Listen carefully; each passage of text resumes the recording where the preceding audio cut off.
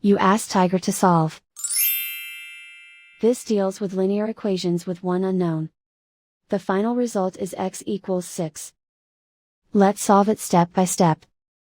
Group all constants on the right side of the equation.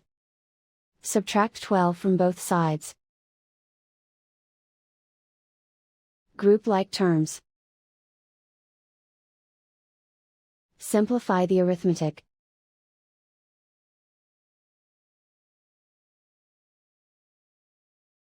Isolate the x.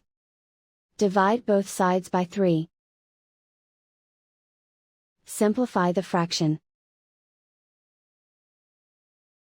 Find the greatest common factor of the numerator and denominator. Factor out and cancel the greatest common factor.